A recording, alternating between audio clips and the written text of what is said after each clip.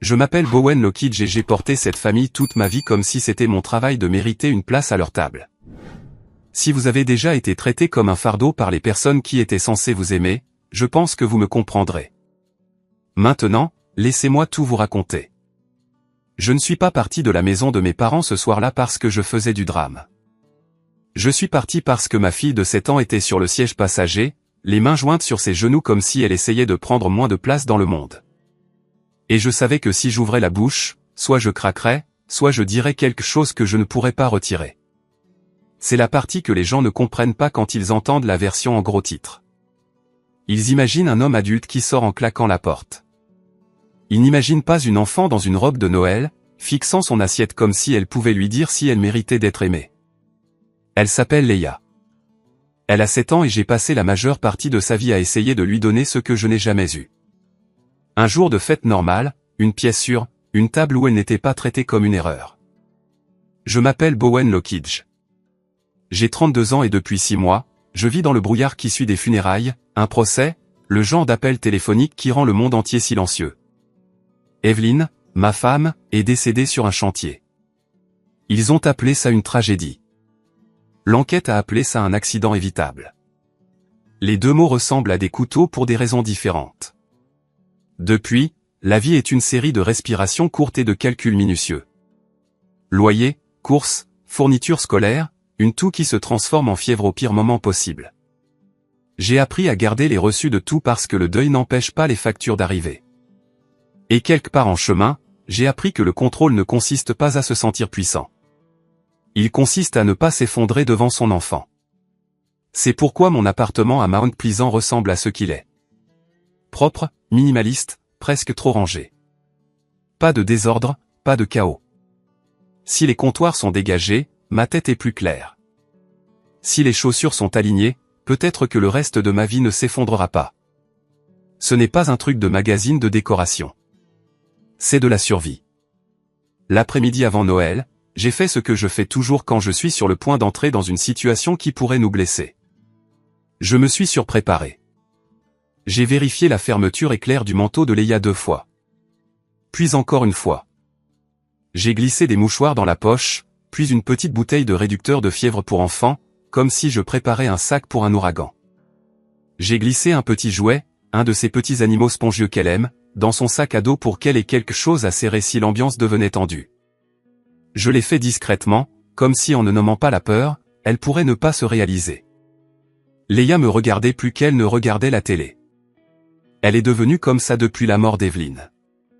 Les adultes pensent que les enfants ne remarquent pas les grandes choses parce qu'ils sont petits. Les enfants remarquent tout. Ils n'ont simplement pas les mots. Alors, ils apprennent les schémas. Ils apprennent qui devient bruyant et qui devient silencieux. Ils apprennent quelles pièces sont sûres et quelles pièces sont un test. Et Leia, ma douce et prudente petite fille, a appris la leçon la plus rapide de toutes. Quand les gens deviennent tendus, sois sage. Sois silencieuse. Ne prends pas de place. Voir ça en elle me tord quelque chose dans la poitrine à chaque fois, parce que c'est la même leçon que j'ai apprise dans cette même famille. Je me suis dit que ce Noël serait normal. Pas parfait, pas magique, juste normal. Quelques heures chez mes parents à West Ashley. Manger un peu. Sourire pour Leia. La laisser ouvrir un cadeau sous un arbre avec d'autres personnes autour pour qu'elle n'ait pas à grandir en pensant que les fêtes, c'est juste nous deux faisant semblant d'aller bien. Je lui avais promis que nous irions.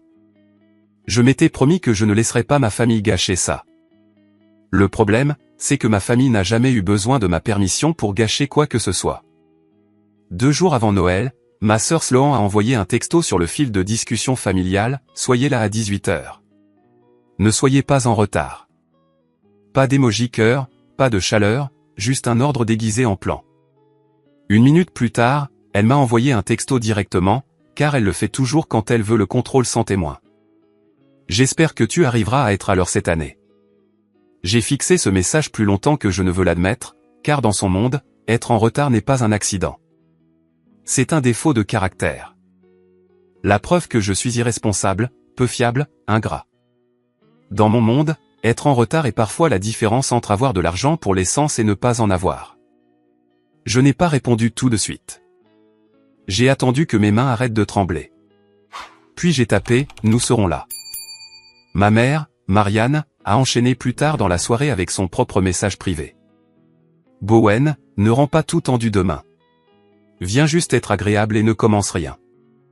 Voilà, le pré-blâme, l'avertissement anticipé que si quelque chose explosait, ce serait parce que j'avais allumé l'allumette, même s'il m'avait tendu l'essence. Je l'ai lu 2 fois et j'ai senti cette vieille pression familière s'installer derrière mes côtes. La pression d'être le problème désigné dans une famille qui a besoin d'un problème pour se sentir pur. Mon père, Graham, n'a pas envoyé de texto du tout. Il le fait rarement. Le silence est son langage préféré. Il lui permet d'être présent sans être responsable.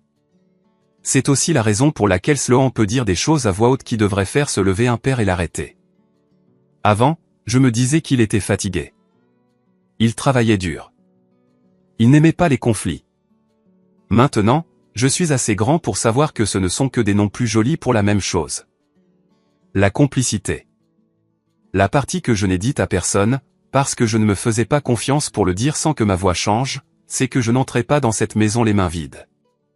Pendant des mois, alors que Leia dormait dans un enchevêtrement de couverture à côté de moi et que je fixais le plafond, des avocats, des experts en sinistres et des enquêteurs s'étaient agités en arrière-plan de ma vie comme une machinerie lente.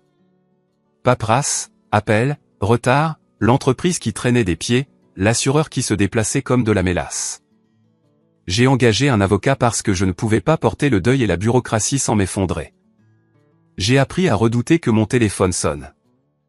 J'ai appris à détester les mots « nous sommes toujours en train d'examiner ». Et puis, juste avant Noël, quelque chose a finalement bougé. Un chiffre est apparu sur mon compte qui ne ressemblait pas au mien. Pas parce qu'il me rendait riche comme dans un rêve, mais parce qu'il me rendait dangereux pour le mauvais type de personne. L'argent change la température d'une pièce. On peut le sentir avant que quiconque ne le dise à voix haute. Le montant exact n'avait pas d'importance pour moi à ce moment-là comme il en aurait eu pour ma famille. Ce qui importait, c'était son poids. La façon dont il était là sur mon écran, comme une porte qui s'entrouvrait. Une issue à la peur. Un moyen de m'assurer que Leia n'aurait plus jamais à écouter des adultes se disputer pour savoir s'il y en avait assez. Je n'ai pas célébré. Je ne suis pas allé faire les magasins. Je n'ai rien dit à personne. J'ai continué à acheter les mêmes céréales de marque de distributeur et à mettre de l'essence dans la voiture par tranche de $10 par habitude. J'ai gardé ma vie à l'identique parce que je sais ce que ma famille respecte. Ils ne respectent pas le deuil. Ils ne respectent pas la lutte. Ils respectent le levier. Et s'ils sentaient un levier sur moi, ils viendraient renifler comme si ça leur appartenait. Mais je n'ai pas honte de dire que mon premier instinct n'a pas été la vengeance. C'était la paix. Mes parents sont plus âgés, travaillent encore, se noient encore dans des dettes qu'ils prétendent ne pas exister. Sloan est toujours entre 2 opportunités, de cette manière que seules les personnes avec des filets de sécurité peuvent se permettre. Tran, le mari de Sloan, a le talent de transformer l'argent des autres en ses propres projets. Et j'ai pensé, stupidement, dangereusement, que si je les aidais, quelque chose s'adoucirait. Peut-être que si je leur donnais quelque chose de réel, ils me regarderaient enfin comme un fils au lieu d'un fardeau. Peut-être que si j'achetais la paix, elle serait durable. C'est pourquoi j'ai préparé 3 enveloppes épaisses, du genre qui ne se plient pas facilement. Chacune portait un nom écrit au marqueur noir. Marianne, Graham, Sloan. Je n'ai pas mis « maman » ou « papa ». J'ai mis leur nom parce que, quelque part au fond de moi, je savais qu'il ne s'agissait pas de chaleur. Il s'agissait de conditions. J'ai glissé les enveloppes dans la poche intérieure de mon manteau où ma main pouvait les toucher si j'avais besoin de me rappeler qu'elles étaient là. Pas un cadeau. Une limite. Une dernière limite. J'aimerais pouvoir dire que je ne savais pas ce que je faisais, que je ne comprenais pas à quel point c'était définitif. Mais la vérité, c'est que je le savais. Je ne voulais tout simplement pas l'admettre. En grandissant, Sloan était le miracle, et j'étais l'utilitaire. Elle a 6 ans de plus que moi, ce qui signifie qu'elle a pu être le bébé sur lequel tout le monde s'extasiait pendant que j'étais assez grand pour être utile. Si Sloan pleurait, le monde s'arrêtait. Si je pleurais, j'étais dramatique. Si Sloan voulait des cours de danse, elle les avait. Si je voulais quelque chose, on me disait d'être reconnaissant pour ce que j'avais. Les vacances le rendaient évident. Sloan ouvrait cadeau après cadeau pendant que les adultes la regardaient jouer la joie comme si c'était un spectacle de talent. Je recevais quelque chose de pratique, puis un sac poubelle et un regard insistant pour nettoyer le papier cadeau. Je n'ai même pas su que c'était mal pendant longtemps. Quand on grandit à l'intérieur d'un système, on pense que c'est juste la gravité. Que c'est comme ça que l'amour fonctionne. On le mérite. On ne le reçoit pas. Evelyne a été la première personne à me le dire à voix haute, la première personne à regarder la dynamique de ma famille et à ne pas en rire. Lors d'un de nos premiers rendez-vous, j'ai mentionné quelque chose que ma mère avait dit à Sloan à mon sujet, et j'ai ri parce que c'est ce qu'on fait quand on a été entraîné à appeler la cruauté une blague. Evelyne n'a pas ri en retour. Elle m'a juste regardé et a dit, « Bowen, ce n'est pas normal. » Je me souviens m'être senti gêné, comme si elle m'avait surpris à faire quelque chose d'enfantin. Puis elle a tendu la main sur la table et a serré la mienne comme si elle manquerait à une nouvelle réalité. « Tu n'as pas à mériter la gentillesse de base, » a-t-elle dit. Et pendant quelques années avec elle, je l'ai cru. Puis elle est partie. Et j'étais de retour dans le monde où l'amour est assorti de conditions. 2 jours avant Noël, mon téléphone a sonné d'un numéro que je ne reconnaissais pas. J'étais dans ma cuisine, en train de rincer une tasse, quand il a vibré dans ma paume. J'ai fixé l'écran jusqu'à ce qu'il s'arrête. Je n'ai pas rappelé tout de suite. Je ne sais pas pourquoi. Peut-être parce que chaque numéro inconnu ressemble maintenant à une menace. Peut-être parce que j'en avais marre d'être tiré dans tous les sens par les échéances des autres. 10 minutes plus tard, Sloan m'a envoyé un texto. « Tu es difficile à joindre ces derniers temps. Tu vas bien ?» Les mots ressemblaient à de l'inquiétude. Le timing ressemblait à un couteau. Mon estomac s'est noué, lentement, désagréablement. Il y avait eu une période après la mort d'Evelyne où du courrier allait encore à l'adresse de mes parents, parce que c'était l'adresse sur de vieux formulaires, de vieux papiers d'assurance, de vieux dossiers d'emploi que je n'avais pas pensé à mettre à jour. Il y a des mois, quand j'étais passé chercher quelque chose, j'avais remarqué une enveloppe dans leur pile qui avait l'air officielle, déjà ouverte, puis glissée sous un catalogue. Je m'étais dit que ce n'était pas mes affaires. Je m'étais dit que j'étais paranoïaque. Ce souvenir est remonté maintenant comme une main autour de ma gorge. Avait-il vu quelque chose ? Avait-il observé ma vie depuis les coulisses comme si c'était un spectacle ? Attendant le moment où l'intrigue se transformerait en argent. Je n'ai pas répondu à Sloan. Au lieu de cela, j'ai rouvert mon application bancaire et j'ai fixé ce chiffre. Un chiffre qui rendrait la voix de ma mère sirupeuse. Un chiffre qui rendrait le sourire de ma sœur plus acéré. Un chiffre qui transformerait les questions de 30 blagues en exigences. J'ai verrouillé mon téléphone et je suis allé vérifier la fermeture éclair du manteau de Leia pour la 3e fois.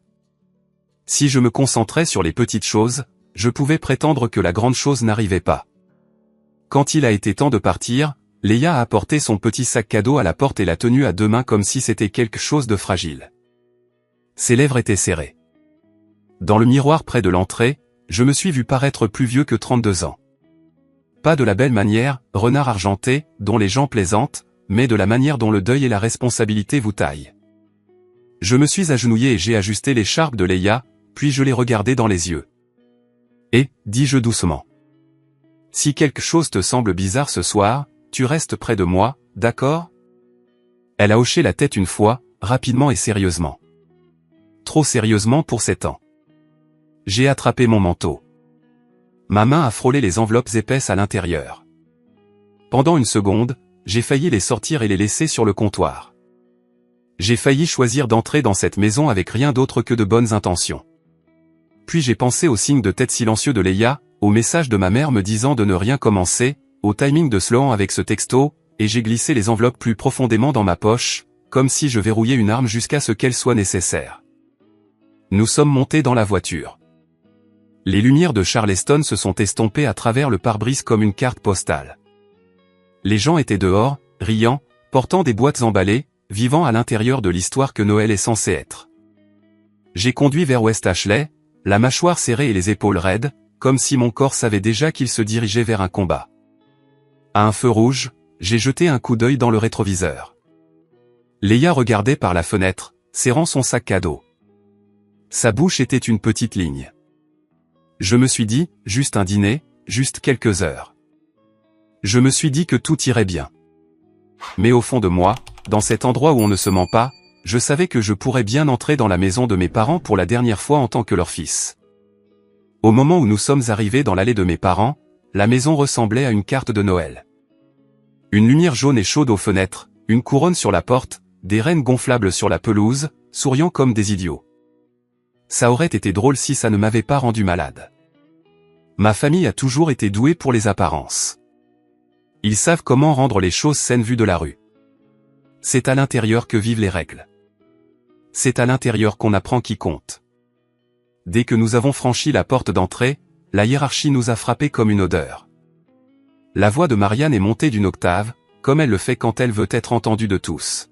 « Mes bébés » a-t-elle chanté. Et elle ne parlait pas de la mienne.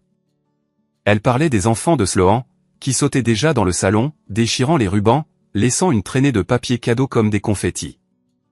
Marianne les a enveloppés dans une étreinte qui a duré assez longtemps pour être une performance. Son rire était fort, ses mains s'affairant dans leurs cheveux comme si elle auditionnait pour le titre de grand-mère de l'année. Puis elle s'est tournée vers Leia et moi. Son sourire est resté, mais il a changé de température. Elle s'est penchée et a tapoté la tête de Leia, une tape rapide, comme pour vérifier si une lampe fonctionne. « Salut, ma chérie », a-t-elle dit, et ses yeux ont glissé au-delà de ma fille vers moi, mesurant déjà ce que j'apporterais dans la pièce en plus de ma présence. Leia s'est rapprochée de ma jambe. Sloan est apparue de la cuisine comme si elle avait attendu le moment de notre arrivée. Elle portait une robe pull parfaite et un sourire qui semblait étudié. Le genre qui dit « je suis raisonnable », tandis que ses yeux disent « j'ai déjà décidé que tu as tort ». Elle m'a regardé de haut en bas, puis a regardé Leia. « Oh », a-t-elle dit, la voix légère. « Mignon. » Très simple. C'était le même mot qu'elle utilise toujours quand elle veut vous faire sentir petit sans paraître cruel. Simple, comme si une fillette de 7 ans devait être habillée pour un gala.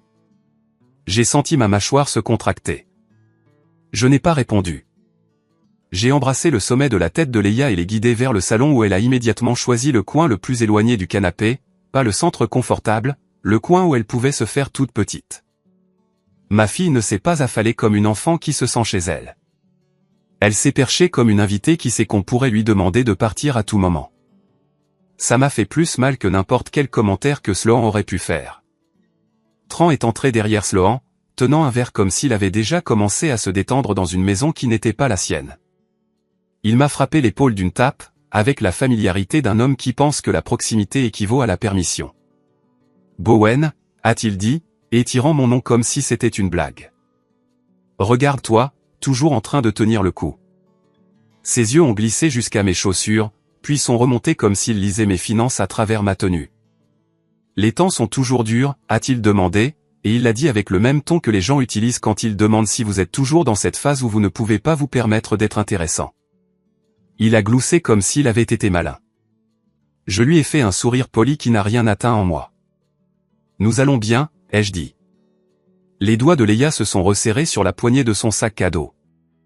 Je l'ai regardé le regarder et je pouvais presque voir les petits calculs derrière ses yeux. Ne réagis pas. Ne leur donne pas de raison. Sois sage. Je détestais qu'elle ait ses instincts. Je détestais les comprendre. L'après-midi s'est écoulé de cette manière qu'il le fait toujours chez mes parents. Des conversations anodines avec de petites piques cachées en dessous. Des rires qui ressemblent à des avertissements. Marianne se déplaçait entre la cuisine et le salon comme si elle dirigeait un orchestre, attribuant des tâches sans demander. Sloan flottait à ses côtés comme une assistante réalisatrice. Mon père, Graham, était assis dans son fauteuil avec un match de football à faible volume, hochant la tête à rien, participant juste assez pour être compté comme présent. Il souriait aux petits-enfants. Il ne m'a pas regardé longtemps. Quand il l'a fait, ses yeux ont glissé, comme si le contact visuel était un engagement qu'il ne voulait pas prendre. Leia n'arrêtait pas de demander à aller aux toilettes, même quand je savais qu'elle n'en avait pas besoin. C'était un coup classique d'enfant. Quand ils se sentent dépassés, ils trouvent une excuse pour quitter la pièce. Je l'ai accompagnée dans le couloir la première fois et elle m'a tenu la main trop fort pour une enfant qui allait juste faire pipi. « Ça va » ai-je murmuré. Elle a hoché la tête rapidement. « Je peux rester près de toi » a-t-elle demandé. « Toujours » ai-je dit, et je le pensais. Quand nous sommes revenus, j'ai remarqué comment les yeux de Marianne suivaient Leia. Pas avec chaleur, mais avec ce regard irrité que les gens ont quand un enfant ne joue pas le rôle qu'ils veulent. Leia n'était ni bruyante ni impolie. Elle était silencieuse. Mais dans ma famille, le silence n'est pas toujours sûr. Le silence peut être interprété comme de la défiance si la mauvaise personne le décide. J'ai essayé de nous rendre invisibles. J'ai gardé Leia près de moi. J'ai répondu aux questions avec des réponses courtes et neutres. Je n'ai donné à Sloan aucune émotion à déformer. C'était ma stratégie. Les laisser parler. Les laisser se révéler. Parce que j'étais entré dans cette maison avec une suspicion que je ne pouvais pas ébranler. Et chaque minute à l'intérieur la confirmait. La poubelle de la cuisine a été l'élément déclencheur. Marianne m'a demandé d'apporter plus de glace du garage. Et quand je suis revenu par la porte de côté, je suis entré seul dans la cuisine un instant. La pièce sentait la dinde rôtie et la cannelle. Tout semblait parfait. Puis mes yeux ont attrapé quelque chose dans la poubelle. Du papier blanc avec un en-tête net. Le coin était déchiré, comme si quelqu'un avait essayé de détruire juste assez pour prétendre que ce n'était rien. Officiel, légal, le genre de papier qui n'arrive pas avec des coupons. Je l'ai fixé jusqu'à ce que mon estomac se glace. Mon premier instinct a été de prétendre que je n'avais rien vu, parce que confronter Marianne, c'est comme frapper du brouillard. Elle aura l'air blessée, puis offensée, puis elle fera en sorte que ce soit de ma faute si j'ai remarqué. Mais mes mains ont bougé avant que je puisse les arrêter. J'ai tiré le sac poubelle juste assez pour en sortir le papier. La première ligne portait le nom d'un cabinet d'avocats. Pas exactement l'entête de mon avocat, mais assez proche en style pour que mon pouce accélère. Il y avait un numéro de référence, le genre qui apparaît quand quelqu'un suit une réclamation. Le coin était déchiré juste là où mon nom aurait dû être. Je suis resté là, le tenant comme une preuve sur une scène de crime. Marianne est entrée derrière moi, portant un plat, et l'air a changé immédiatement. « Qu'est-ce que tu fais » a-t-elle demandé, trop vite, trop joyeusement. J'ai soulevé le papier d'une fraction. « Qu'est-ce que c'est » Son visage n'a pas beaucoup changé, mais sa voix si. Ce petit bégaiement qu'on entend quand quelqu'un doit choisir un mensonge. « Oh, ça » a-t-elle dit avec un rire dédaigneux. « Du courrier publicitaire. »« Des bêtises. »« Jette-le. » Le courrier publicitaire n'a pas de numéro de référence et d'entête d'avocat. Elle a tendu la main comme si elle voulait me le prendre. Je ne l'ai pas laissé faire. Comment est-ce arrivé ici, ai-je demandé, gardant ma voix basse. Bowen, a-t-elle prévenu. Et voilà. Le ton qui signifie, arrête de poser des questions. Ne fais pas ça. Pas aujourd'hui. Pas aujourd'hui. Ce qui signifie qu'elle savait exactement ce que c'était. Ce qui signifie qu'elle savait que c'était important. Ce qui signifie qu'elle avait géré mon courrier comme s'il lui appartenait. Mon cœur battait fort dans mes oreilles. J'ai plié le papier et l'ai glissé dans ma poche avec les enveloppes, et les yeux de Marianne se sont fixés sur cette poche comme si elle pouvait voir à travers le tissu. « Je ne sais pas pourquoi tu fais toute une histoire pour rien » a-t-elle dit. Je l'ai regardée. J'ai failli rire. Elle avait dit la même phrase toute ma vie. Chaque fois que je pointais une fissure dans la famille et que je l'appelais par son nom. Je suis sorti de la cuisine sans répondre. Mes mains étaient stables. Mon intérieur ne l'était pas. Dans le couloir, je suis allé accrocher nos manteaux au porte-manteau. Leia était à côté de moi, observant le salon comme si elle suivait un danger. C'est là que j'ai entendu la voix de Sloan venant du coin, assez basse pour qu'elle pense que je ne pouvais pas l'entendre, assez aiguë pour que je le fasse. « Ce soir, on doit boucler ça » a-t-elle dit. « Ne le laisse pas nous filer entre les doigts. » Tran a gloussé doucement, comme si c'était un jeu. « Il ne le fera pas » a-t-il dit. Il est prévisible. Boucler ça. Filer entre les doigts. Ce ne sont pas des mots qu'on utilise pour des sentiments familiaux. Ce sont des mots qu'on utilise pour un accord, une vente, un contrat. Ma peau s'est tendue. J'ai tourné légèrement la tête, juste assez pour les voir à travers l'espace entre le couloir et la porte de la cuisine. Sloan était appuyé contre le comptoir, faisant défiler son téléphone. Tran se tenait près d'elle, hochant la tête comme un homme écoutant un plan. Leurs visages n'étaient pas en colère. Ils étaient concentrés, comme si c'était de la logistique. Je ne les ai pas confrontés. Pas encore.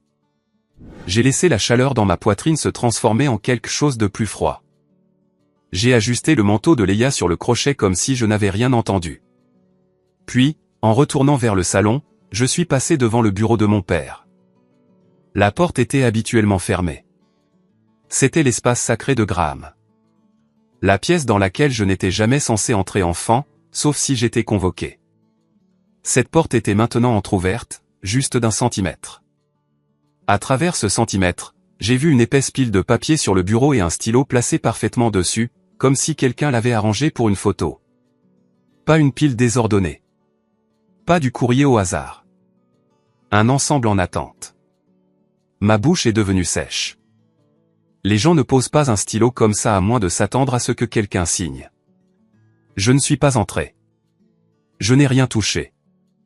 Mais l'image s'est gravée dans mon esprit. Ma mère avait un papier légal déchiré dans la poubelle. Ma sœur parlait de « boucler » l'affaire. Le bureau de mon père était mis en scène comme pour une cérémonie de signature. Et j'étais entré dans cette maison en pensant que je pouvais offrir à ma fille un Noël normal. J'ai senti le vieil instinct de me conformer monter en moi, ce réflexe d'arrondir les angles, de garder la paix. Puis j'ai regardé Leia debout dans le couloir, les épaules légèrement voûtées comme si elle essayait de disparaître. Ce réflexe est mort. J'ai ajusté ma stratégie en temps réel. Je n'allais pas discuter. Je n'allais pas me défendre. J'allais les laisser montrer leur jeu. J'ai glissé les 3 enveloppes épaisses plus profondément dans la poche de mon manteau pour qu'elles reposent contre mes côtes, près de mon cœur. Non pas parce qu'elles étaient sentimentales, mais parce qu'elles étaient le contrôle, le seul contrôle qu'il me restait dans cette maison. Je me suis dit, s'ils essaient de présenter ça comme des limites, je leur montrerai ce que sont de vraies limites. S'ils essaient de me faire honte, je resterai calme. S'ils essaient de me faire supplier, je ne le ferai pas, parce que ma fille regarde. Le salon s'est rempli à mesure que le soleil se couchait.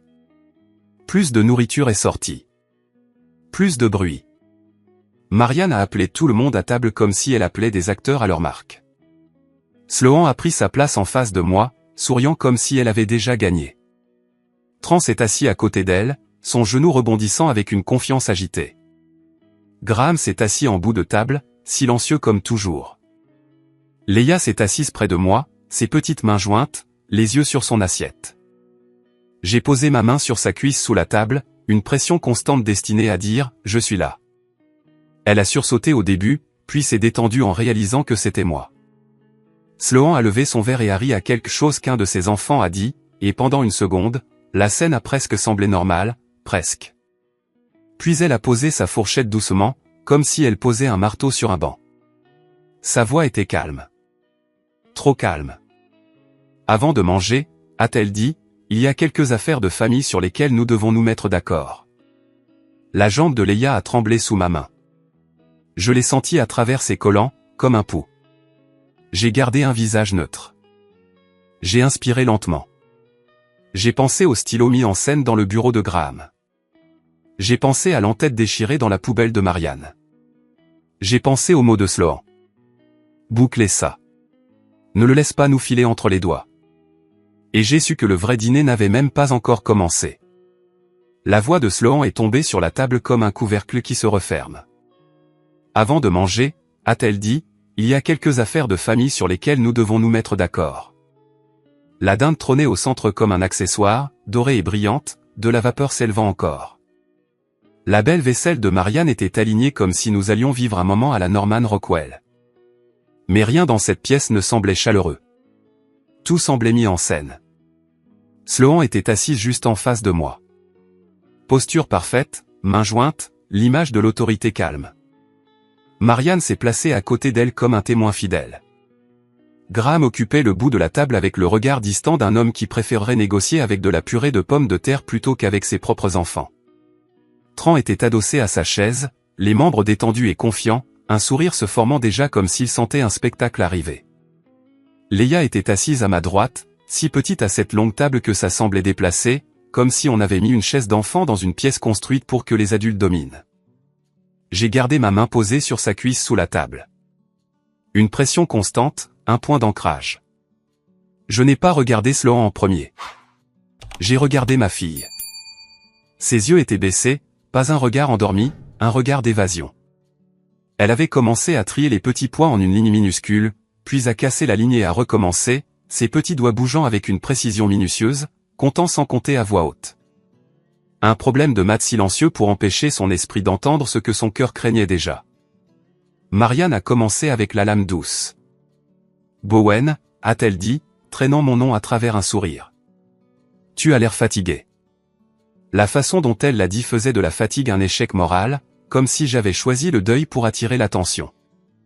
Longue journée, a gloussé Tran avant que je ne réponde. Ou longue année. Il a levé son verre et a bu une lente gorgée, les yeux sur moi comme s'il attendait que je bronche. Sloan a incliné la tête vers la robe de Leia. Mignonne, a-t-elle dit. Très simple. Simple. Encore une fois, comme si la valeur de ma fille pouvait se mesurer en paillettes. J'ai senti une chaleur monter derrière mes côtes, chaude et rapide. Le vieil réflexe de me défendre, d'expliquer, de mériter la pitié. Je l'ai ravalé. Nous allons bien. J'ai dit les deux mêmes mots que j'utilisais depuis des mois. Bien, est ce que vous dites quand vous ne pouvez pas vous permettre la vérité. Marianne a soupiré comme si je l'avais déçue en n'étant pas plus divertissant. Eh bien, a-t-elle dit, nous voulons juste que ce soir soit agréable. Agréable. Son mot préféré pour le silence, pour la conformité, pour que je ne gâche pas l'histoire qu'elle prévoyait de raconter plus tard sur son parfait Noël en famille. La fourchette de Sloan a cliqué contre son assiette, un petit son qui a quand même réussi à faire taire la pièce.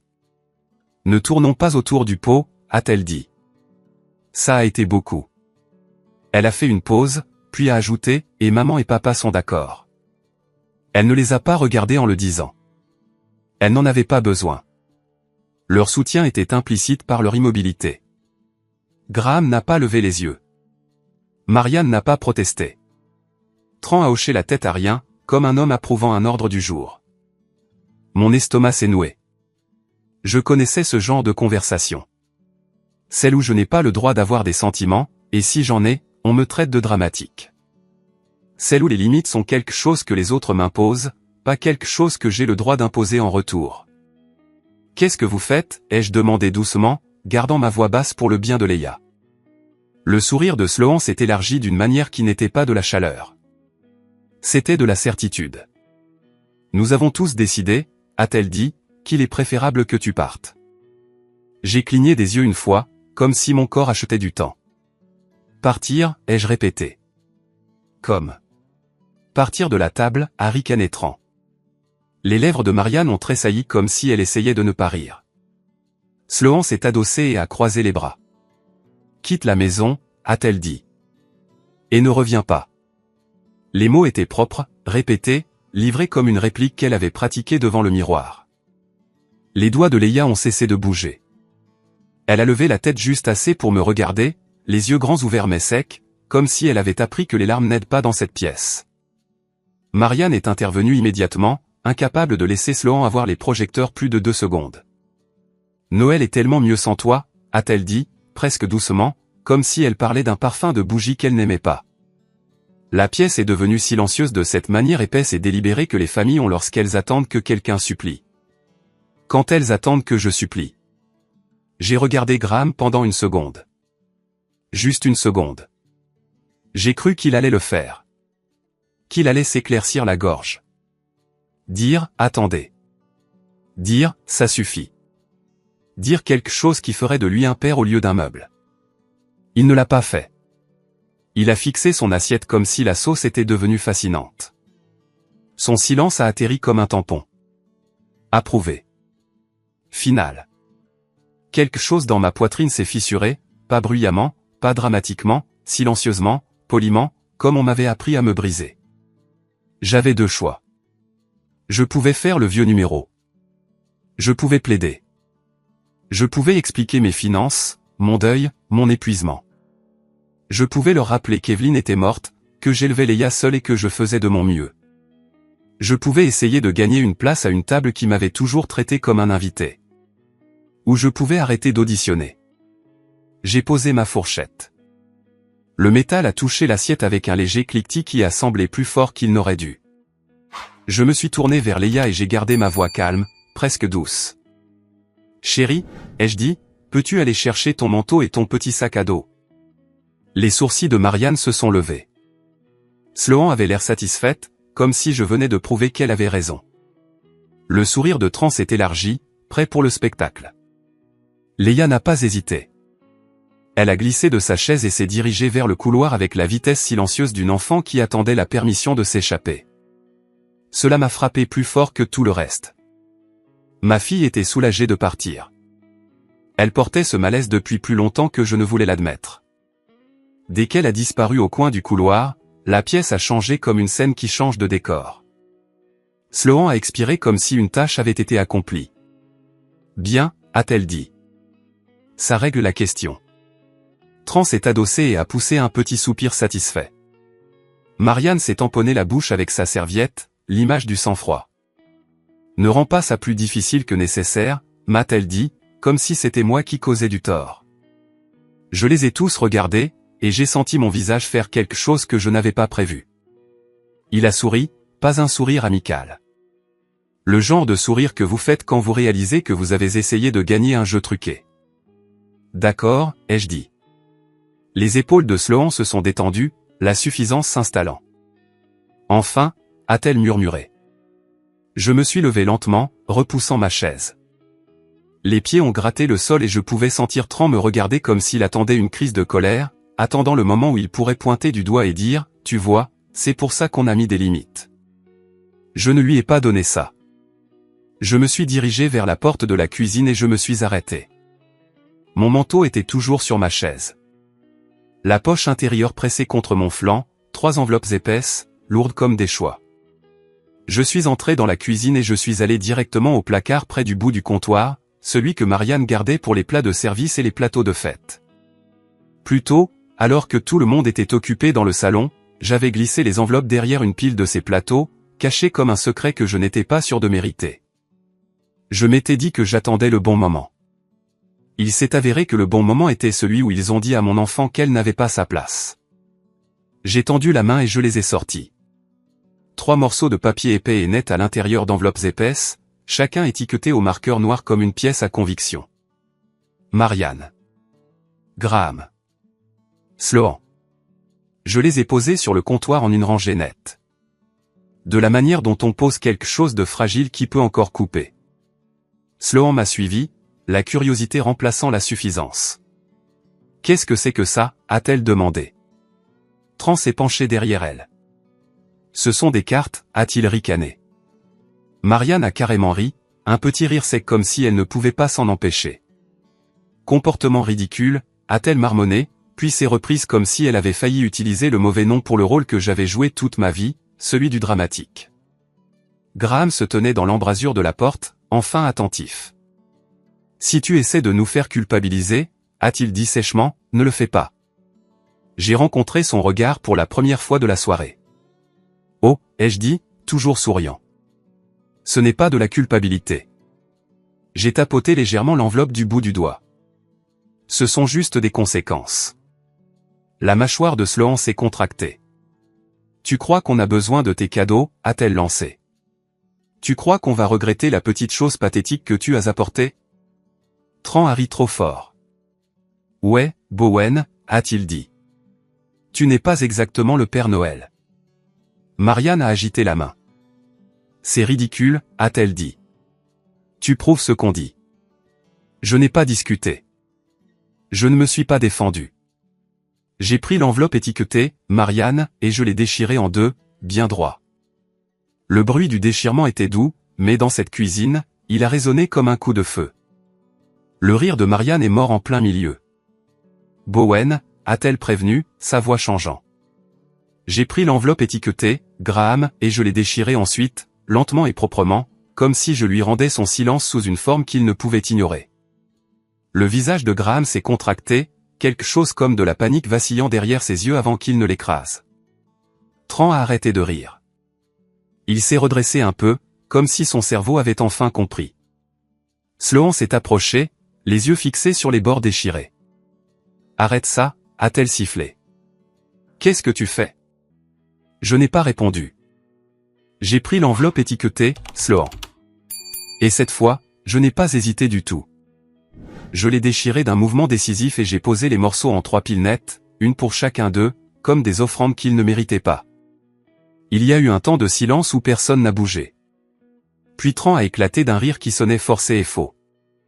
D'accord, a-t-il dit. C'est de la folie. La voix de Sloan est devenue tranchante. Tu es déséquilibré. C'est exactement pour ça qu'on a dit. Marianne a secoué la tête lentement, comme si elle regardait un étranger. Tu vois, a-t-elle murmuré. Tu vois à quoi on a affaire.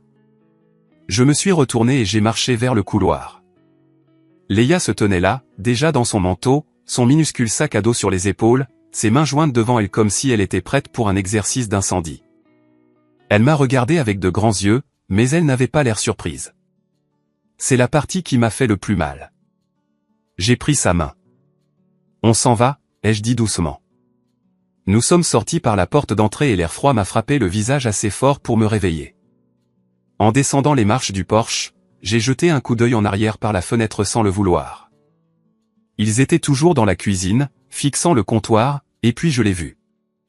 Marianne s'est penchée en avant et a ramassé un morceau déchiré, ses doigts tremblants. Graham s'est approché, la bouche légèrement ouverte.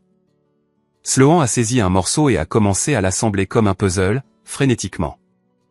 Leurs visages ont changé en temps réel, de suffisant à confus, de confus à pâle, de pâle à paniqué. La bouche de Marianne s'est ouverte en grand. Je ne pouvais pas l'entendre au début à travers la vitre. Puis la porte d'entrée s'est ouverte brusquement derrière nous. Bowen. La voix de Marianne s'est brisée, soudainement, crue. Des pas ont martelé le porche, rapides et maladroits. Attends, a hurlé Sloan, pieds nus sur le trottoir froid. Attends, reviens. La voix de Tran a beuglé derrière eux, comme s'ils pensaient que le volume pouvait défaire ce que le papier ne pouvait pas. Attends un peu, mec. Graham sonnait différemment, lui aussi. Pas silencieux, pas résigné. Bowen, a-t-il appelé. Arrête. Arrête-toi et parle. La main de Leia s'est resserrée dans la mienne alors que nous atteignions la voiture. J'ai ouvert la portière passager pour elle, tenant toujours sa main jusqu'à ce qu'elle soit à l'intérieur. Marianne s'est précipitée de mon côté de la voiture, les yeux hagards. S'il te plaît, a-t-elle pleuré. S'il te plaît, tu ne peux pas, Sloan s'est faufilé à côté d'elle, son souffle formant de la buée. Répare ça, a-t-elle exigé. Puis sa voix s'est brisée. Répare ça, c'est tout. Graham se tenait à quelques mètres en arrière, la poitrine haletante, paraissant plus vieux que je ne l'avais jamais vu. Tran planait derrière eux, soudainement incertain, comme un tyran qui réalise que l'enfant qui l'a bousculé a quelque chose de tranchant dans sa poche. 5 minutes plus tôt, il m'avait dit que Noël était mieux sans moi. Maintenant, il me suppliait d'annuler quelque chose qu'il ne pouvait même pas dire à voix haute. J'ai glissé dans le siège du conducteur. Leia regardait droit devant elle, pâle sous la lumière du tableau de bord. Le téléphone dans ma poche a de nouveau vibré, comme si la maison elle-même essayait de m'atteindre à travers le tissu et de me rattraper. J'ai démarré le moteur. Je n'ai pas baissé la vitre. Je ne leur ai pas fait de discours. J'ai juste reculé de l'allée et je suis parti, tandis que leurs silhouettes rapetissaient dans le rétroviseur, les bras agités, les bouches en mouvement, le parfait Noël en famille se brisant derrière eux dans une chaude lumière jaune. L'autoroute nous a avalés rapidement. Charleston s'est effacé en arbres sombres et en lampadaires épars, la pluie commençant comme une fine brume qui étalait le monde en traînées douces. Les essuie-glaces battaient la mesure comme un métronome. Je gardais les deux mains sur le volant et les yeux rivés sur la route, car si je regardais Leia trop longtemps, je risquais de ne pas pouvoir garder ma voix stable. Mon téléphone vibrait dans ma poche comme un insecte piégé, sans arrêt. Je n'ai pas répondu. Je ne l'ai même pas sorti. Chaque sonnerie ressemblait à un crochet. Chaque vibration ressemblait à des doigts s'agrippant à ma cheville. Je n'allais pas les laisser nous ramener dans cette maison. Pas ce soir. Jamais. Papa. La voix de Leia était douce, presque absorbée par le bourdonnement de la route. Je l'ai regardée sans trop tourner la tête. Elle était assise avec son sac à dos sur les genoux comme une armure. Son manteau était zippé jusqu'en haut. Ses petites mains étaient jointes, les jointures blanches. Oui, ma chérie, ai-je dit. Il y a eu une pause, et je pouvais l'entendre essayer de bien formuler ces mots. On va où? La question aurait dû être simple. Elle m'a frappé comme un coup de poing malgré tout, parce que je ne savais pas. La maison était à 2 heures de route en direction de Mount Pleasant. J'avais prévu de rester chez mes parents pour la nuit. C'était tout le plan. Le réveillon de Noël ensemble, dormir là-bas, se réveiller avec des pancakes, et essayer de donner à Leia les vacances qu'elle méritait. Maintenant, ce plan était en cendres, et je conduisais dans une obscurité humide avec une fillette de 7 ans qui venait de voir sa grand-mère sourire en disant que Noël était mieux sans elle. J'ai serré le volant jusqu'à ce que mes doigts me fassent mal. On va trouver un endroit où dormir, ai-je dit prudemment. Juste pour ce soir. Leia a hoché la tête une fois, comme si elle s'attendait à cette réponse, comme si elle s'était déjà adaptée. Cela m'a brûlé la gorge. J'ai conduit jusqu'à ce que les panneaux de sortie commencent à me paraître familiers d'une autre manière. Pas familiers comme à la maison, juste familiers de manière pratique. Un hôtel près de l'autoroute, pas un motel miteux avec des lumières clignotantes, mais un vrai endroit avec un hall lumineux et un parking propre. Je voulais de la chaleur. Je voulais de la sécurité. Si je ne pouvais pas donner à ma fille une famille aimante ce soir, je pouvais au moins lui donner une porte qui se verrouille et un lit qui n'était pas dans une maison où elle devait mériter la permission d'exister. Le hall sentait le café et le nettoyant au pain. Un arbre de Noël se tenait dans un coin avec des lumières blanches douces. La femme à la réception a souri quand elle a vu Leia. Pas le sourire crispé que ma mère utilise quand elle est en représentation. Un vrai sourire, comme si elle était sincèrement heureuse qu'une enfant soit entrée dans sa nuit. « Salut toi », a-t-elle dit à Leia. « Tu veux un chocolat chaud ou du lait ?» Leia a cligné des yeux, surprise par la question, comme s'il ne lui était pas venu à l'esprit qu'un adulte puisse lui offrir quelque chose sans lui faire sentir que c'était une faveur qu'elle devait rembourser. « Chocolat chaud », a-t-elle murmuré. La femme a ri doucement. « Chocolat chaud, alors ?» Elle a fait glisser une petite tasse sur le comptoir et a ajouté un sucre d'orge. Je l'ai remerciée, ma voix sortant rauque. Nous avons eu une chambre avec 2 lits. Quand la porte s'est refermée derrière nous, le silence était différent de celui de la maison de mes parents. Pas lourd, pas en attente, juste calme. Leia a enlevé ses chaussures et a grimpé sur l'un des lits comme si elle avait retenu sa respiration toute la journée. Je me suis assis sur le bord de l'autre lit et j'ai regardé mes mains, m'attendant encore à moitié à y trouver une fourchette, sentant encore à moitié le poids de ces enveloppes contre mes côtes. Pendant 1 minute, aucun de nous n'a parlé. Puis Leia a dit très doucement, comme si elle avouait quelque chose qu'elle avait eu peur d'admettre. « Mamie ne m'aime pas. » J'ai senti quelque chose se serrer fort derrière mes yeux. « Leia », ai-je commencé automatiquement, cherchant la phrase d'adulte. Le mensonge protecteur. Ce n'est pas vrai. Si, c'est vrai, a-t-elle dit, pas en colère, juste certaine. Elle aime les enfants de Sloan. Elle a fait une pause, puis s'est corrigée comme si elle avait compté les preuves. Elle les aime plus. La tasse de chocolat chaud réchauffait mes mains. Elle ne réchauffait pas la pièce. Pourquoi tu penses ça, ai-je demandé, forçant ma voix à rester calme. Leia a haussé une épaule. Le genre de haussement d'épaule que font les enfants quand ils ont déjà accepté l'injustice et essaient juste de la cartographier. Elle les serre dans ses bras en premier, a-t-elle dit. Elle leur donne les bons cadeaux. Elle dit leur nom avec une voix joyeuse. Elle a baissé les yeux sur la couverture, tirant sur un fil lâche. Quand elle dit mon nom, c'est comme quand on appelle le chien pour qu'il bouge. Les mots ont atterri et sont restés là, les vrais. J'ai eu envie de retourner là-bas et de briser chaque couronne sur cette porte d'entrée. J'ai eu envie d'entrer dans cette cuisine et de les forcer à le dire à voix haute. Oui, nous avons traité une enfant comme si elle était gênante. Au lieu de cela, j'ai pris une lente inspiration et j'ai pris la main de Leia. Ce n'est pas ta faute, ai-je dit. Tu n'as rien fait de mal. Leia m'a regardé, les yeux fixes. Je sais, a-t-elle dit. Et puis sa voix est devenue plus petite. Mais je n'aime pas ça quand même. J'ai serré sa main. Moi non plus, ai-je murmuré.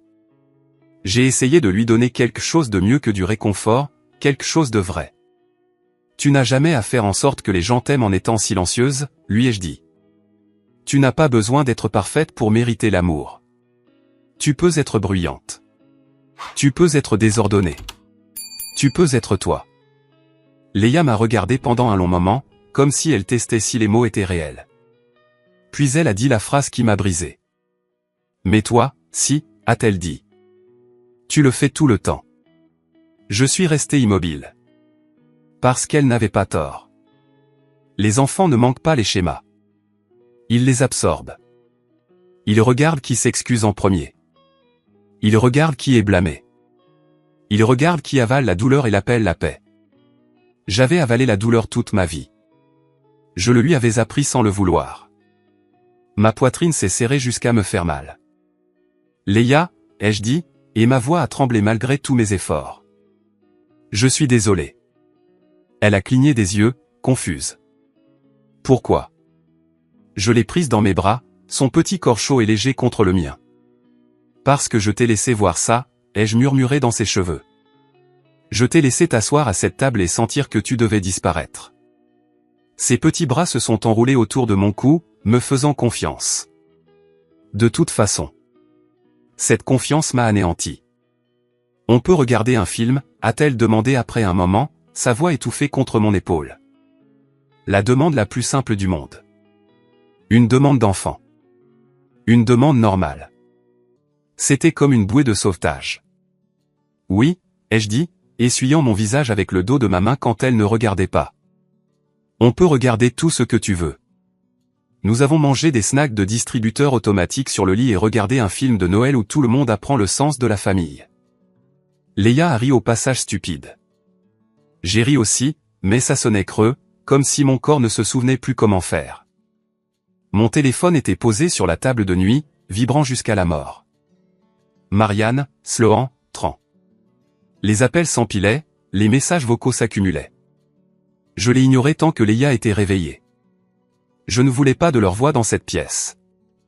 Je ne voulais pas que leur panique se mélange au chocolat chaud et au rire de dessin animé de ma fille. Quand Léa s'est finalement endormie, étalée de côté comme une étoile de mer, je suis resté assis dans le noir avec la télé en sourdine et j'ai fixé mon téléphone jusqu'à ce que l'écran s'assombrisse. Il a de nouveau vibré. J'ai répondu, parce qu'à un moment donné, on ne peut esquiver que jusqu'à ce que la chose qu'on esquive devienne un autre type de danger. Allô, ai-je dit doucement. Bowen. La voix de Marianne a explosé dans mon oreille. Trop vive, trop aiguë, comme si elle avait pleuré et essayait de le cacher. Oh, Dieu merci. Où êtes-vous? Vous êtes en sécurité? Léa va bien? L'inquiétude a duré exactement le temps qu'il lui a fallu pour réaliser que j'écoutais. Nous allons bien, ai-je dit sèchement. Bowen, s'il te plaît, s'est-elle empressée de dire. On ne le pensait pas. Tu sais qu'on ne le pensait pas. En arrière-plan, j'ai entendu la voix de Sloan, aiguë et furieuse. Dis-lui de revenir. Une autre voix. Graham, basse et tendue. Mets-le sur haut-parleur. Marianne a hésité. Puis j'ai entendu le clic. Bowen, a dit Graham, et son ton m'a tordu l'estomac. Pas des excuses. Un ordre. C'est ridicule. Reviens ici et règle ça. Sloan a coupé. Ouais, arrête de te comporter comme un martyr. Tu gâches Noël. Tran a ri en arrière-plan, un son court et cassant. Mec, annule ça, c'est tout, a-t-il dit, comme si j'avais cassé un jouet et que je devais le remonter. J'ai regardé ma fille dormir sous une couverture d'hôtel et j'ai senti quelque chose en moi devenir froid et stable. Vous avez déjà gâché Noël, ai-je dit doucement. Vous m'avez dit de partir et de ne jamais revenir, avec mon enfant assise juste là. Les émotions étaient vives, a dit Marianne rapidement. Tu sais comment est ta sœur. Je le sais, ai-je dit. Je sais exactement comment est Sloan, et je sais exactement comment tu es. Silence, bref et chargé. Puis Sloan a craqué. Ne fais pas ça. Ne parle pas comme si tu étais au-dessus de ça. Je suis venu pour donner, ai-je dit. Et les mots avaient un goût étrange parce que je n'avais pas l'intention de les dire à voix haute. Je ne suis pas venu vous demander quoi que ce soit. Je suis venu vous aider, et vous m'avez traité comme si j'étais venu mendier. Le souffle de Sloan s'est coupé, à peine. La voix de Graham s'est élevée. Ce que tu as fait était malsain. On ne déchire pas quelque chose pour s'en aller. Tu peux le refaire. Tu peux l'écrire à nouveau, tout de suite. Voilà. Pas d'excuses. Pas de questions sur Leia. Une exigence. Refais-le. Écris-le à nouveau, tout de suite. La voix de Marianne s'est brisée. Bowen. S'il te plaît. S'il te plaît, juste. Juste répare ça. J'ai pris une lente inspiration. Non, ai-je dit. Le mot est sorti calme, presque doux, ce qui m'a même surpris.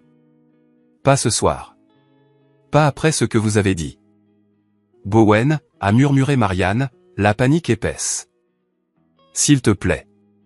Non, ai-je répété. Et cette fois, c'était comme une porte qui se verrouille de l'intérieur. Bonne nuit. J'ai mis fin à l'appel et j'ai posé le téléphone face contre table. Mes mains tremblaient, mais mon esprit était clair d'une manière qu'il ne l'avait pas été depuis des mois. Dehors, les voitures sifflaient sur le pavé mouillé. À l'intérieur, ma fille dormait, en sécurité.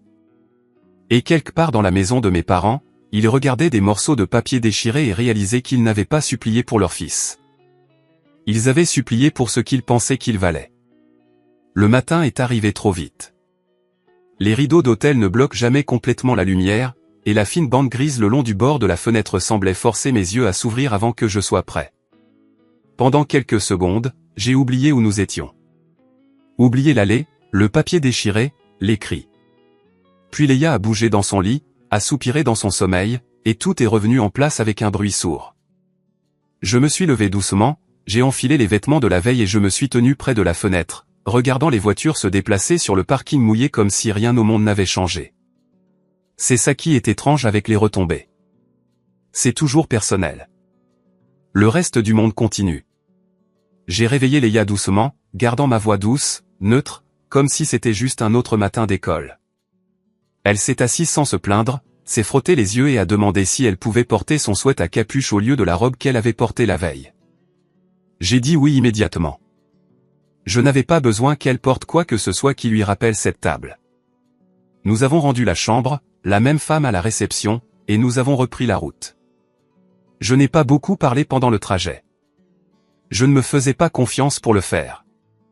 Leia fredonnait doucement avec la radio, puis est redevenue silencieuse, sa main posée sur la poignée de la portière comme si elle avait besoin de savoir où se trouvait la sortie. Quand nous nous sommes arrêtés devant son école, tout semblait douloureusement normal, des parents en doudoune, des enfants avec des sacs à dos trop grands pour eux, une bannière souhaitant à tous de joyeuses fêtes. Leia a traîné plus longtemps que d'habitude avant de sortir de la voiture. Elle s'est penchée et m'a serré fort autour du cou. « Tu seras là » a-t-elle dit. Pas une question, une affirmation qu'elle avait besoin d'entendre à voix haute. « Je serai juste là » ai-je dit. Elle a hoché la tête, puis a hésité, puis a finalement marché vers les portes sans se retourner. Je l'ai regardée jusqu'à ce qu'elle disparaisse à l'intérieur. C'est seulement à ce moment-là que je me suis permis de respirer. Le premier appel est arrivé avant même que je démarre le moteur, un numéro que je n'avais pas vu depuis des années. Une tante du côté de mon père. « Bowen » a-t-elle dit sans salutation, la voix déjà lourde de jugement. « Que s'est-il passé hier soir ? Ta mère pleurait. » J'ai fermé les yeux. « Bonjour à toi aussi » ai-je dit. Elle a soufflé. « Ce n'est pas drôle. La famille, c'est la famille. Tu ne peux pas juste partir en claquant la porte et humilier tes parents. » Voilà, la version de l'histoire déjà entièrement formée. Je n'ai rien dit. Elle a rempli le silence de sa propre certitude. « Tu dois t'excuser. » J'ai mis fin à l'appel.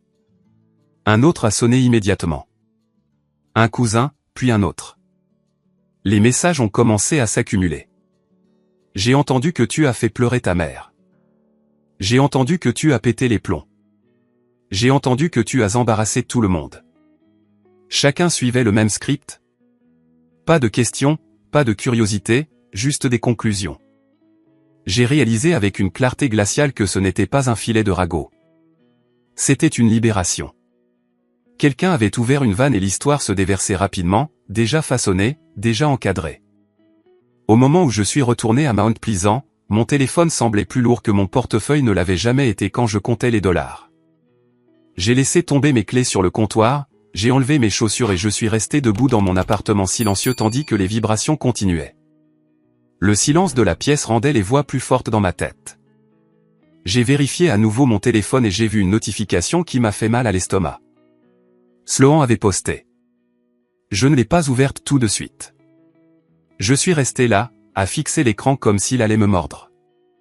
Puis je l'ai ouverte. La photo était parfaite. Sloan debout dans le salon de mes parents, l'arbre brillant derrière elle, le bras de Tran autour de sa taille. Marianne en arrière-plan, tenant une tasse comme dans une publicité de style de vie. La légende était longue, soigneusement écrite. Elle parlait de limites, de conversations difficiles, de la difficulté d'aimer quelqu'un qui refuse de prendre ses responsabilités. Elle n'a pas utilisé mon nom au début. Elle a laissé les gens se pencher. Puis elle l'a fait. Bowen est arrivé hier soir en cherchant de la sympathie, a-t-elle écrit. Quand nous avons finalement fixé des limites saines, il a mal réagi et est parti en claquant la porte. Des limites saines. J'ai failli rire. Puis elle est allée à la partie qu'elle savait qui collerait. Et oui, avant que quiconque ne demande, a-t-elle écrit, Bowen a récemment reçu un très gros versement lié au décès d'Evelyn et a quand même refusé d'aider nos parents. Certaines personnes préfèrent punir leur propre famille plutôt que d'agir comme un être humain décent. J'ai senti mes mains devenir froides. Elle l'avait fait. Elle avait pris la mort de ma femme et l'avait transformée en un test moral que j'étais censé échouer. Elle avait présenté mon refus d'être contrôlé comme de la cupidité. Elle s'était assurée que quiconque lisait en viendrait à penser que j'accumulais l'argent du sang pendant que mes pauvres parents souffraient. Les commentaires affluaient déjà. Si triste. Je prie pour vos parents. La famille, c'est tout. Je me suis toujours posé des questions sur lui. Pauvre Marianne. J'ai posé le téléphone comme s'il me brûlait. Ma poitrine était serrée, comme s'il n'y avait pas assez d'air dans la pièce. Puis une autre notification a vibré. Un email de quelqu'un du travail. Rien d'accusateur, juste prudent. Et, je voulais juste prendre de tes nouvelles. J'ai entendu des choses. J'espère que tu vas bien. C'était pire que la colère. C'était de l'inquiétude mêlée de doute. L'histoire fuyait de la bulle familiale et s'infiltrait dans ma vie réelle. Je me suis assis à la table et j'ai mis ma tête dans mes mains. Pendant un moment, le vieil instinct a refait surface. Reste silencieux. N'aggrave pas les choses. Laisse passer. J'avais vécu toute ma vie de cette façon, laissant les autres me raconter en quelque chose de plus petit que ce que j'étais. Puis j'ai pensé à la main de Leia agrippant ma chemise dans le couloir. J'ai pensé à la façon dont elle m'avait demandé si je serais toujours là à la fin de l'école. Le silence ne m'avait jamais protégé. Le silence m'avait juste rendu plus facile à utiliser. La pression a augmenté dans l'après-midi. Un parent que je connaissais vaguement de la dépose à l'école a fait un commentaire qui semblait innocent mais ne l'était pas. Les enfants sentent le stress, vous savez, a-t-elle dit, regardant Leia comme si elle diagnostiquait quelque chose. Un enfant de la classe de Leia lui a demandé pourquoi sa grand-mère ne voulait pas d'elle à Noël.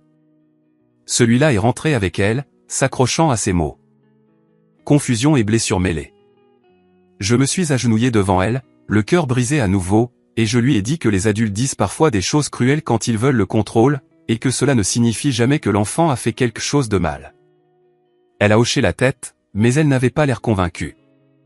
Cette nuit-là, après que Leia se soit endormie, j'ai arrêté de prétendre que ce n'était que du bruit. Je me suis assis à la table et j'ai commencé à documenter. J'ai pris des captures d'écran du post de Sloan. J'ai sauvegardé les commentaires avant qu'ils ne puissent disparaître. J'ai noté les heures des appels, les noms, les phrases qu'ils utilisaient. J'ai fait défiler mon application bancaire plus loin que je ne l'avais jamais fait, mois par mois, les mêmes petits virements que j'avais envoyés à mes parents pendant des années sans jamais le mentionner publiquement.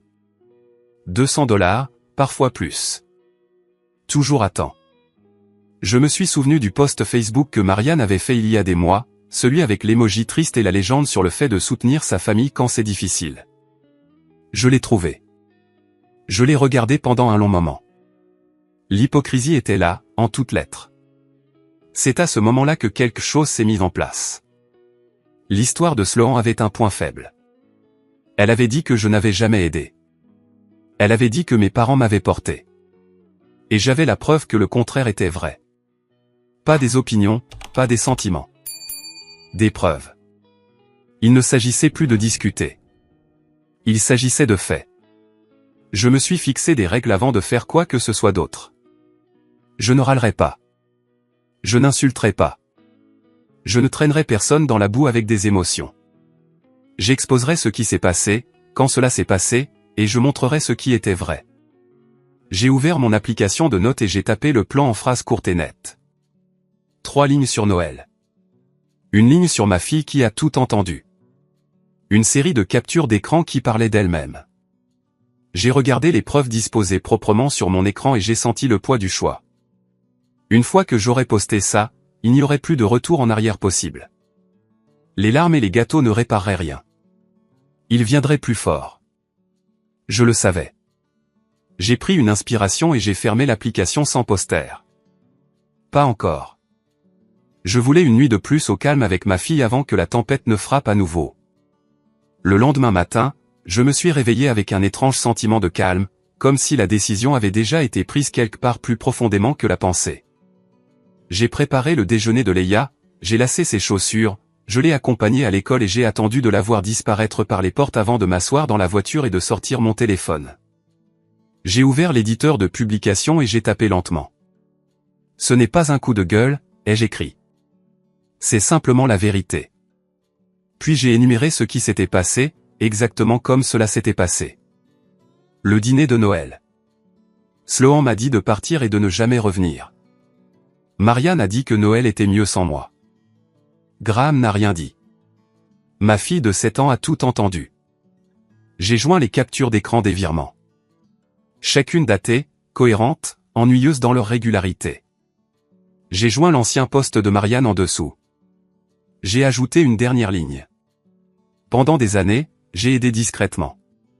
Je n'ai jamais posté à ce sujet. La seule fois où j'ai eu besoin d'espace pour protéger mon enfant, j'ai été dépeint comme un méchant. Je n'ai tagué personne. Je n'ai pas ajouté d'emoji. J'ai cliqué sur « Publier ». Puis j'ai verrouillé mon téléphone et je suis rentré chez moi. Ça n'a pas pris longtemps. En moins d'une heure, les commentaires sous le post de Sloan ont commencé à changer de ton. Les gens posaient des questions. Quelqu'un a écrit « Attendez, il leur envoyait de l'argent tous les mois ». Un autre a dit « Pourquoi mettriez-vous un enfant à la porte ?» Un parent que j'avais toujours respecté a commenté publiquement que ce qui s'était passé était honteux. J'ai regardé Sloan modifier sa légende, puis la modifier à nouveau, puis commencer à supprimer des commentaires par bloc. Mais les captures d'écran ne disparaissent pas une fois qu'elles se sont propagées. Mon téléphone a vibré avec des messages privés, certains d'excuses, certains stupéfaits, certains reconnaissants silencieuses qu'ils avaient cru la mauvaise histoire. Puis le ton a de nouveau changé. Sloan a posté une suite, cette fois plus courte, plus sèche. Elle a insinué que je n'étais pas stable, que le deuil m'avait changé, que j'avais peut-être besoin d'aide. C'était assez subtil pour paraître inquiet, mais assez pointu pour semer le doute. J'ai senti une lueur de peur familière. Ce genre de suggestion peut tout vous coûter si elle colle. Je n'ai pas répondu publiquement. Je n'en avais pas besoin. Mon téléphone s'est allumé avec des messages que je n'attendais pas. Des gens me disant d'être prudent. Des gens me disant de tout sauvegarder. Puis sont venus les textos privés de ma famille. Marianne en premier. Bowen, qu'est-ce que tu veux? Dis-le nous et on pourra arranger ça. Arranger.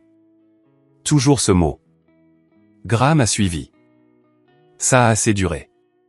Retire ça et on parlera. Puis Sloan. On n'a pas besoin de faire ça publiquement.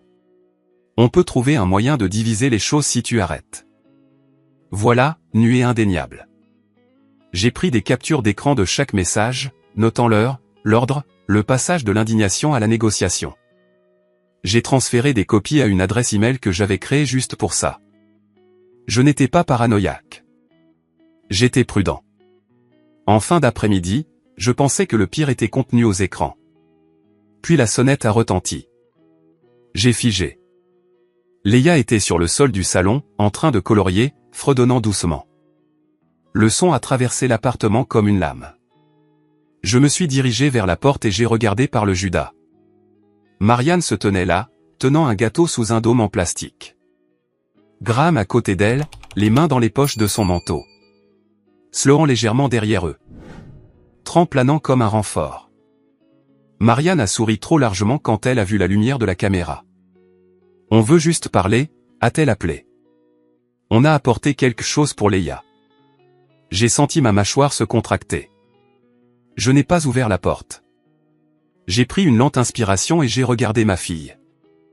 Elle s'est levée, serrant son livre de coloriage, les yeux allant de moi à la porte. Je me suis agenouillé devant elle. Reste ici, ai-je dit doucement.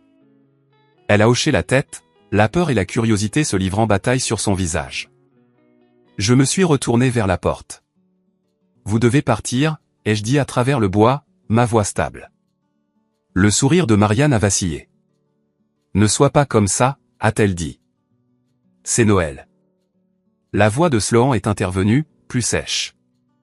On fait ça pour elle. Tran a ajouté, la famille pardonne, mec. J'ai posé ma main sur la serrure et j'ai senti son poids solide sous ma paume. La petite main de Leia s'est glissée dans ma chemise par derrière, agrippant le tissu comme une encre. J'ai baissé les yeux vers elle, vers la confiance dans ses yeux, vers la façon dont elle attendait que je choisisse. La sonnette a de nouveau retenti, plus insistante cette fois. Ouvre juste la porte, a plaidé Marianne. Parle, c'est tout. Je n'ai pas bougé. Je savais alors, avec une certitude qui semblait presque paisible, que ce qui allait suivre définirait le reste de nos vies. Et je ne choisissais pas le confort. Je choisissais mon enfant. Je suis resté debout, la main posée contre le cadre de la porte, assez près de la serrure pour sentir le métal froid à travers le bois. À travers le Judas, je pouvais les voir tous clairement, disposés comme s'ils avaient répété. Marianne au premier plan, le gâteau tenu au niveau de la poitrine, le glaçage parfaitement lissé comme preuve de bonnes intentions. Sloan un demi-pas sur le côté, incliné juste assez pour paraître coopérative plutôt que conflictuelle. Tran derrière elle, les bras ballants, la posture décontractée de la manière que les hommes adoptent lorsqu'ils s'attendent à soutenir l'autorité de quelqu'un d'autre. Graham se tenait de l'autre côté, les épaules carrées, le visage fermé, son silence plus lourd que tous les mots qu'il aurait pu utiliser. Je n'ai pas ouvert la porte. Je n'en avais pas besoin. Je me suis légèrement tourné pour que mon corps bloque le couloir derrière moi, me plaçant entre eux et Leia sans en faire tout un spectacle. Elle était assez proche pour que je puisse sentir la petite pression de ses doigts enroulés à l'arrière de ma chemise. Marianne s'est penchée vers la porte, sa voix montant dans ce registre mielleux qu'elle réservait au moment public. Leia, ma chérie, a-t-elle appelé, assez fort pour que les voisins puissent entendre s'ils écoutaient. Viens faire un câlin à mamie. Leia n'a pas bougé. J'ai senti sa prise se resserrer, son corps se déplacer en arrière plutôt qu'en avant. Cette réaction m'a dit tout ce que j'avais besoin de savoir. Sloan l'a remarqué immédiatement. Ses yeux se sont tournés vers la porte, puis se sont plissés. Tu vois ce que tu as fait, a-t-elle dit sèchement. Tu lui as fait peur. Tu l'as empoisonné contre nous. J'ai ouvert la porte juste assez pour être entendu clairement, pas assez pour leur donner de l'espace. Non, ai-je dit. Je n'ai rien empoisonné. Vous m'avez dit de partir et de ne jamais revenir. Vous avez dit que Noël était mieux sans moi. Vous l'avez dit devant mon enfant. Le sourire de Marianne a vacillé une demi-seconde avant qu'elle ne le force à revenir. On était contrariés, a-t-elle dit rapidement. Les émotions étaient vives. Tu sais comment ça se passe. Je sais exactement comment ça se passe, ai-je dit. Et c'est pourquoi vous n'entrez pas. Graham a finalement parlé, sa voix basse, contrôlée. Tu vas trop loin. Tu utilises une seule nuit pour punir ta famille. J'ai rencontré son regard à travers le verre. La punition, c'est de mettre un enfant à la porte d'une maison. Ça, ce sont des conséquences. Le mot a atterri plus durement que je ne l'attendais. Le ton de Marianne a changé, la douceur s'envolant.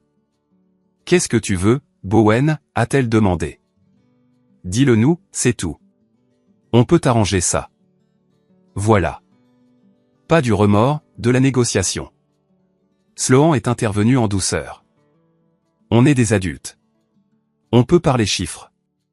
On peut trouver quelque chose d'équitable. Tran a hoché la tête, ajoutant, la famille fait des sacrifices les uns pour les autres. Ne brûle pas tout par orgueil. Graham a expiré brusquement. Tu as une idée de ce que ça nous fait, a-t-il dit. Tu sais combien de dégâts tu causes? Je n'ai pas répondu tout de suite. J'ai baissé les yeux et j'ai senti le front de Leia presser légèrement contre mon dos, son souffle chaud à travers ma chemise. Vous n'avez toujours pas demandé comment elle va, ai-je dit. La mâchoire de Graham s'est contractée. Ce n'est pas la question. Et voilà. La patience de Sloan a craqué ensuite. Tu n'es pas bien, a-t-elle dit, sa voix devenant plus froide. N'importe qui peut le voir. Tu devrais parler à quelqu'un. Ce genre de comportement n'est pas stable. Tran a déplacé son poids. Ne nous oblige pas à faire ça à la dure, a-t-il ajouté doucement. La menace était là, non dissimulée. J'ai senti mon pouls battre dans mes oreilles, mais ma voix est restée égale. Vous n'entrez pas chez moi, ai-je dit. Vous n'avez pas accès à ma fille. Tout contact à partir de maintenant se fera par écrit. Si vous revenez, je le considérerai comme du harcèlement. La caméra a enregistré tout ce temps. Les yeux de Marianne se sont levés, la panique traversant son visage. Bowen, s'il te plaît, a-t-elle dit, la voix se brisant enfin. Ouvre juste la porte. Je n'ai pas discuté. Je n'ai pas élevé la voix. Je l'ai fermée.